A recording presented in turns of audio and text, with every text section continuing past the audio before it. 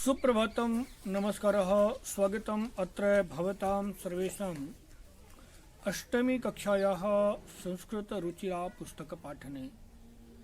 आप सभी का 8वीं कक्षा की संस्कृत रुचिरा पुस्तक के पाठन में स्वागत है। पिछली कक्षा में हम लोगों ने पाठ पढ़ा था क्षितौ राजते भारत स्वर्ण भूमि, अर्थात धरती में हमारे भारत की स्वर्ण भूमि सुंदर लगती है अथवा धरती की सुंदरता बढ़ाती है। आज हम इस पाठ के अभ्यास की तरफ चलते हैं, तो स्क्रीन के माध्यम से सीधा अभ्यास की तरफ चलते हैं। त्रयोदशः पाठः क्षितौ राजते भारत स्वर्ण भूमि। अभ्यास। प्रश्नानाम् उत्तराणि एक पदेन लिखत। प्रश्नों के उत्तर एक पद में लिखना है। इयं धरा कैः स्वर्णवत् भाति। प्रायः प्रश्न सरल हैं और इनके उत्तर आप लिखने में स्वयं समर्थ हैं, तथापि इयं धरा कैः स्वर्णवत् भाति तो इयं धरा सस्यैः स्वर्णवत् भाति एक पद में उत्तर लिखना है, इसलिए सस्यैः। भारत स्वर्णभूमि कुत्र राजते तो भारत स्वर्णभूमि पृथिव्यां राजते। यहाँ पर एक पद में है, इसलिए पृथिव्यां। इयं केषां महाशक्तिभिः पूरिता अणूनाम्। इयं भूः कस्मिन् युतानाम् अस्ति तो इयं भूः कस्मिन् युतानाम् अस्ति। इयं भूः प्रबंधेः युतानाम् अस्ति, अथवा एक पद में है, इसलिए प्रबंधेः। पुनः अत्र किं सदैव सुपूर्णमस्ति खाद्यान्न भाण्डम्। पुनः समानार्थक पदानि पाठात् चित्वा लिखत। पृथिव्यां, यहाँ पृथिव्यां का समानार्थक क्षितौ पर्वतेषु त्रिलोक्यां तो क्षितौ, इसीलिए मैंने प्रश्न का उत्तर बताया था पृथिव्यां, तो पृथिव्यां अथवा क्षितौ। शोभत सुशोभते, इसका समानार्थक शब्द है भाति। बुद्धिमतां यानी विपश्चित जनानां। मयूराणां शिखीनां। अनेकेषां यानी बहूनां। श्लोकांशं मेलनं कृत्वा लिखत। अब ये श्लोकों के अंश मिला करके आपको स्वयं से लिखना है। आगे कहता है, चित्रं दृष्ट्वा पाठात् उपयुक्त पदानि गृहीत्वा वाक्य पूर्तिं कुरुतु। यहाँ चित्र को देखना है और पाठ से कुछ शब्द लेना है और इसके बाद पाठ का शब्द लेकर के रिक्त स्थान भर करके और वाक्य बनाना है।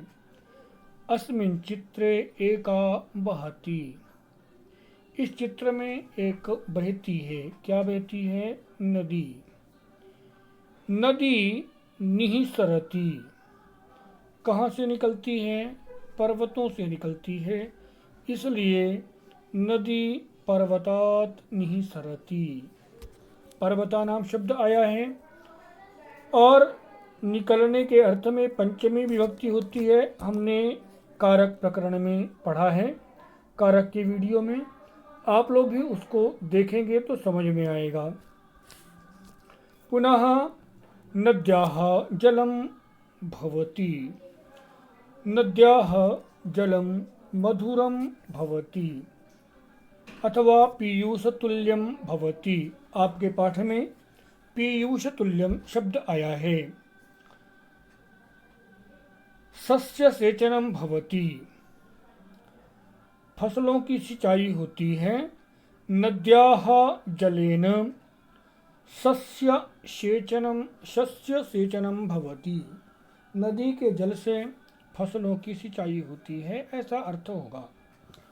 भारतः स्वर्णभूमि अस्ति, किंतु यहाँ पर नदीनां भूमि अस्ति, क्योंकि यहाँ जो हमारा वाक्य है वह नदी से संबंधित अनुच्छेद था, इसलिए हमारे सभी वाक्य एक दूसरे से मिलते हुए होने चाहिए।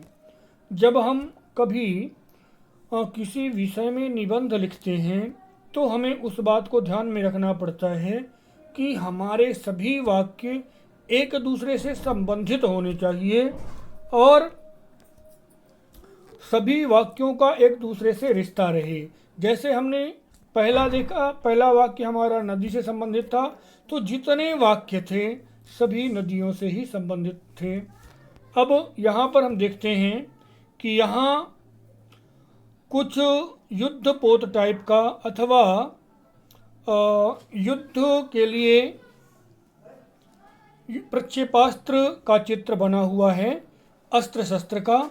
इसलिए हम युद्ध के लिए उपयोगी अस्त्र शस्त्र के विषय में वाक्य निर्माण करेंगे।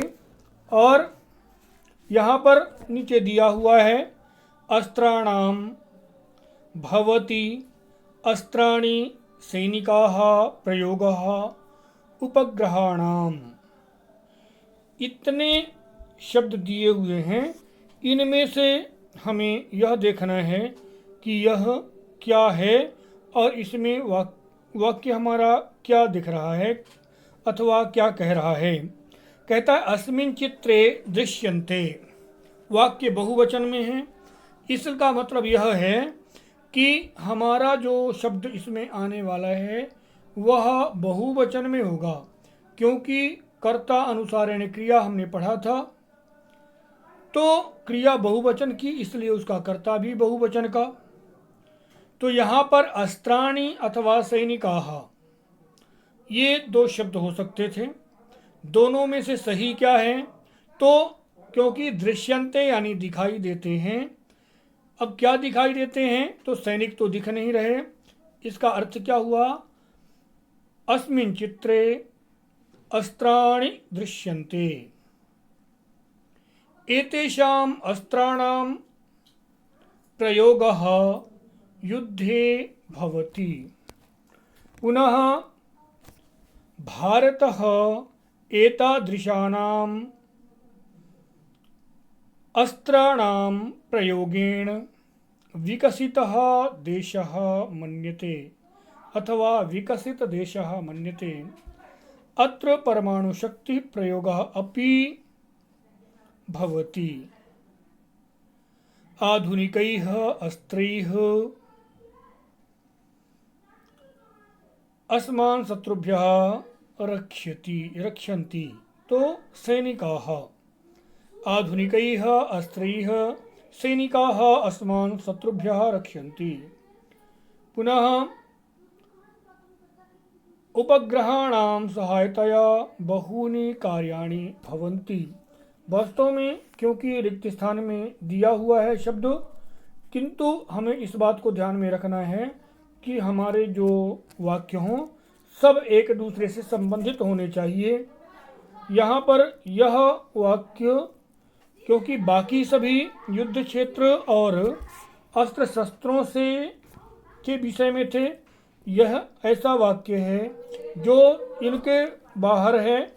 यानी यह जो वाक्य है वह हमारा उपग्रहों के विषय में है, अतः इसका प्रयोग यहाँ नहीं होना चाहिए था, तथापि पुस्तक में है इसलिए हमें करना होगा। पुनः यहाँ पर चित्रं दृष्ट्वा संस्कृतेः पंचवाक्यानि लिखत। इस चित्र को देखना है और संस्कृत के 5 वाक्य बनाने हैं।